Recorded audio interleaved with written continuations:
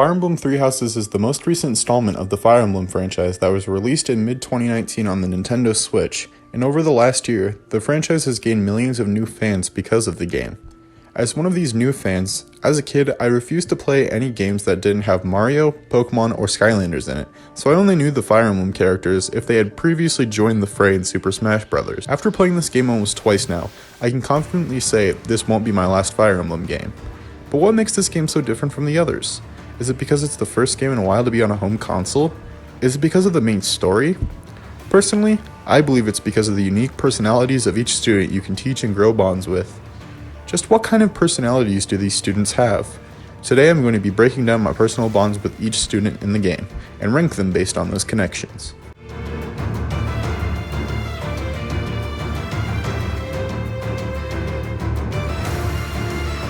Hello friends, how are you today?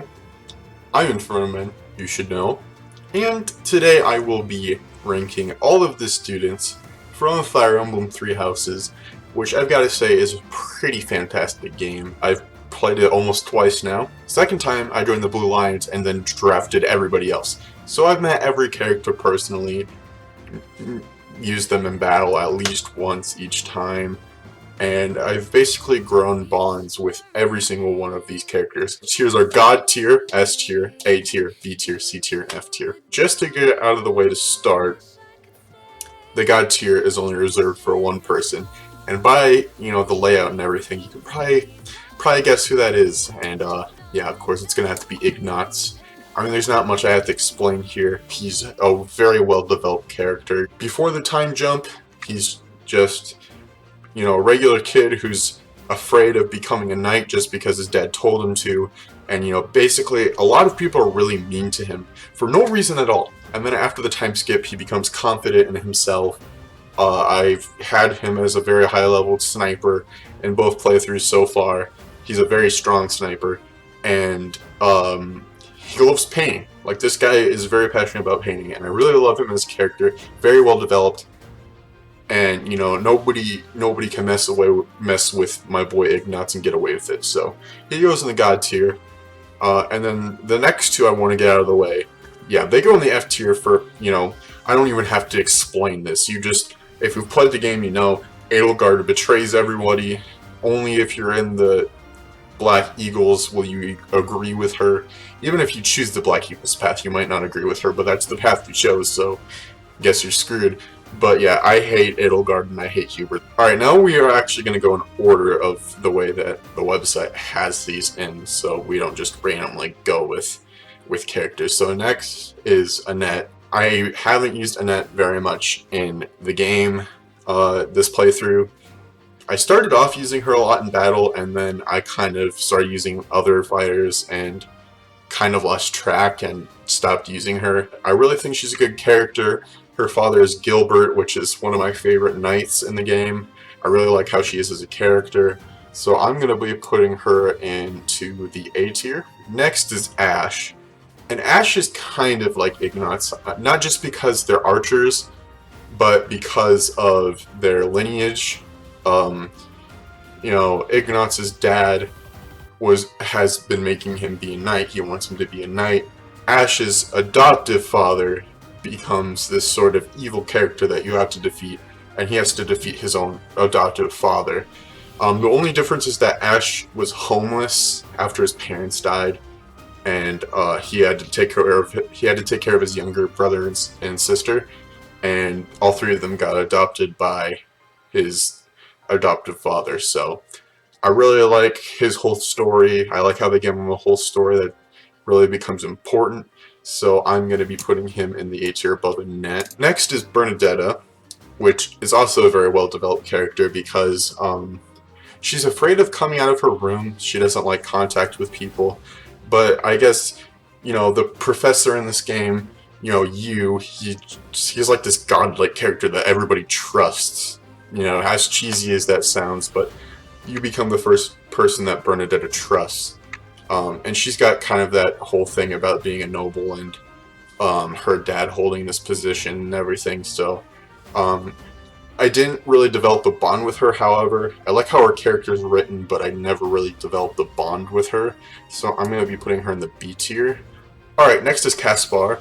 I have really no connection to this character. I know that this character and the other character that I'll get to later, Lawrence, their English voice actor is the same English voice actor as young Joseph Joestar in JoJo's Bizarre Adventure. But I never really grew a bond with the character, so, you know, he's not really that great of a... I mean, he's probably a really good character, but I never really grew a bond with him. I feel like if you choose the Black Eagle path, you get more dialogue with him, since he is from the Black Eagle house, and I just drafted him into the Blue Lions, so... since I don't have very much a bond with him, and I don't really know him as a character, I'm going to be putting him in the C tier. Next up is Claude. I felt so sad when I started choosing the Blue Lions, because Claude was one of the reasons why the Golden Deer was such a fun house to be in. Always cracking jokes, he's always excited about future battles, all that kind of stuff. And I really like him as a character. He's like that character that cares about friendship and all that stuff. And he's just really well written, and I love his story and all that stuff. Especially after the time skip, he becomes more lovable, and, you know, I really felt bad when I had to choose the Blue Lions, but I'm thankful that you... So far, because I just got to the part where we battle Edelgard and Claude. Claude didn't die, he just retreated, so hopefully I don't have to kill him. But just overall, as a character, Claude definitely belongs in the C tier. I mean, the S tier. I don't know why I said C tier. He belongs in the S tier. Alright, moving on to Dimitri. After choosing the Blue Lions, you know, starting off, I was just like, this Dimitri character, he's all about, he's gonna be the next king of the Kingdom of Fargus. And he's just written as this character, like, yeah, he's a prince. His parents died. He's gonna be the king as soon as he graduates, yada, yada, yada. And his personality is kind of boring, but then once he gets used to you being in his house, he becomes more open as a character and tells you more things, grows a connection with you more, becomes just this better character, and I really like how he was written as well. A lot of characters in this game are really well written, like most, if not all, characters have a really good backstory and all that stuff. After the time skip, he becomes this hollow shell of his former self because, for one, Edelgard, his stepsister, who he loved so much, ends up betraying him and the kingdom and all that stuff and the church and all that, and he just becomes this monster that's like addicted to killing and stuff. After, spoilers again, Felix's dad dies, he realizes that maybe he should, you know, he should change the way he acts so that he can have the future that he deserves as the king of the Kingdom of Fargus. So, you know, that alone is such a great thing, like, for them to write in. Like, it's just so smart, and like, it really, really wrenches at your heart. So I really think that Dimitri is a really well-written character. Like, he definitely belongs to be in the S tier. Now, Dorothea, I like her as a character, but then again, she's another character that I didn't get much connection to. So I'm going to be putting her in the C tier, just above Kaspar, though. She's going to be above Kaspar. Next up is Dudu. Dudu calls himself Dimitri's Sword and Shield, because where he comes from was, you know, the place that attacked the Kingdom of Fargus and caused Dimitri's parents to die. But instead of being mad at that place, Dimitri, former Dimitri, forgave everybody there. While everybody else called them disgusting and vile, he forgave them, gave them all a place to be if they wanted to. And of course, Dudu was one of those characters, and he's basically like, you know, he's conjoined at the hip with Dimitri, basically. He never wants to leave his side. They're like a whole package, but then again, they're their own characters as well. So with that, I'm not going to put him in the S tier, but I'm going to put him in the A tier, high A tier above Ash. Next up is Felix. He becomes more well developed. He's just like, oh, I'm not going to, you know, be mad at Dimitri. I mean, he's still mad at Dimitri and he hates Dimitri, but he's just like, I'm not going to revolve myself around, you know, hating this guy. I'm going to become my own person. He's one of the strongest characters. He's one of the characters that I use in almost every battle. So Felix definitely deserves to be in the A tier. I'll put him above Ash. Next up is Ferdinand. Ferdinand is another one of the characters that I use a lot in battles, and he's one of my highest level fighters. So I really like how he fights. I don't know much about his story, but I know enough to say that he belongs in the A tier. I'm just going to put him in between Ash and Annette. Next up is Hilda. She has this deep connection with Claude, almost like he's her best friend, which she can be drafted into the Blue Lions, which I could, but she refuses to go into the Black Eagles because, you know, that's because, you know, what happens later down the storyline because of the time skip and all of that jazz. And she's really close to Claude, so and she's got a pretty well written story as well. I think that she belongs in the A tier, and I'm gonna put her in between Dedu and Felix. Next is Lawrence, who is a stubborn character who always, you know, he's always talking about the future and what title he holds as the next leader of House Gloucester. He's a really good character.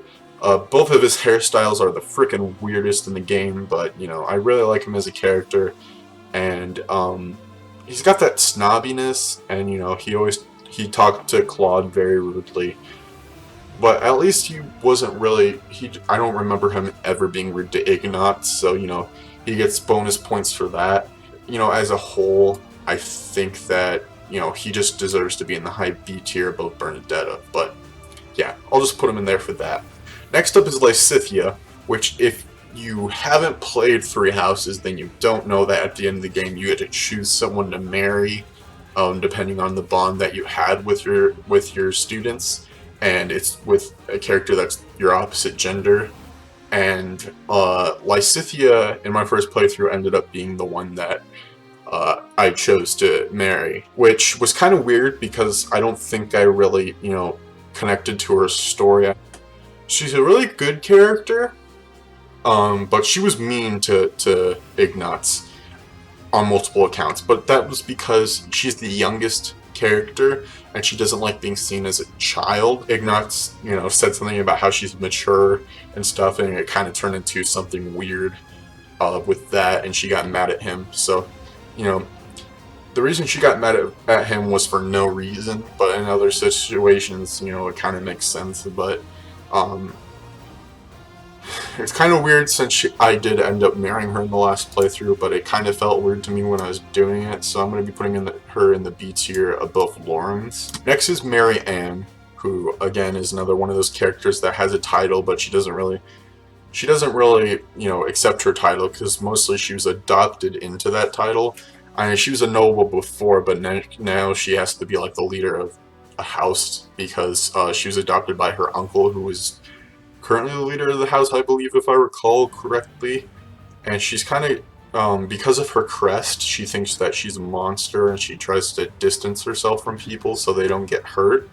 But then she ends up overcoming that when people tell her that she needs to realize that she's her own person and she's not a monster, and they all enjoy her as a friend. And I really like that storyline, all that stuff. She's really got an interesting storyline that, you know, tugs at your heartstrings. So I definitely think she belongs in the A tier. I'm going to put her in between Felix and Ash. Next up is Mercedes. Even though I chose the Blue Lions, I really didn't get a connection of what story she has, like where she's from and all of that. Like, she's not a noble, obviously, because she doesn't wear noble clothing, and overall her story doesn't really get told. Not as much as I remember. I don't recall much of her story or anything like that, so I don't really hear much about her, which is really sad considering that, you know, even if you choose the Blue Lions, you don't get much of her story. But she is a really good character. She always seems to be happy. Like, she's always got a smile. She never seems worried or upset. And she likes cooking. She likes helping out in the kitchen and stuff like that. And she overall likes making people happy, and I really like that.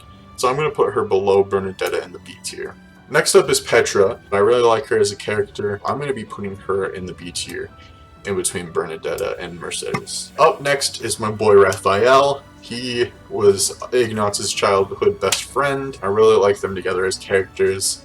Raphael really likes eating a lot, and then he does weight training and all that stuff because he really wants to become really buff, which he is. He's a really buff character, and I think that he is one of the best unique characters in the game. So I'm going to be putting him in the A tier, in between Hilda and Felix. Up next is Sylvain. Sylvain has, a mix of, comedic effect, sort of that family connection thing that FE characters do. As a whole, really good character. I know I've put a lot of characters in the A tier. The A tier is very heavy, but I'm going to be putting Sylvain in between Ash and Marianne. Alright, next is Lindhart. I'm going to be putting him in the C tier in between Kaspar and Dorothea. So, since I don't know him that much, I don't think if I don't know anybody that much, they would belong in the F tier. I think the F tier is just reserved for the two characters that are, evil. Next up is Ingrid. She's a really good fighter, for sure. I really like her character and all of that. I just don't know her that much, but she definitely deserves to be in the B tier, so I'm going to put her in between Petra and Mercedes. Next up, and finally, we have Leone. Most of her character personality is just oh yes, I battled with Gerald. He taught me how to fight and battle, yada yada yada. A tier. Maybe below Ash, so yeah, right there.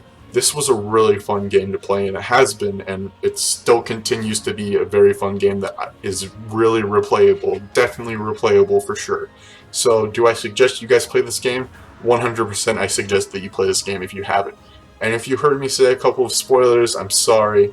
They might seem inevitable. I don't know. They didn't seem inevitable when I played them for the first time, so, that's just it. Thank you guys so much for watching. If you did enjoy, make sure you leave a like. Just like I say in other tier list videos, if you disagree with any of my picks or you want to tell me where you put certain characters in certain tiers, make sure you comment that down below. Subscribe if you're new to the channel and ring that notification bell so you get notified about future videos on my channel. This is Ferdinand burning out, and I'll catch you guys in the next video. Goodbye.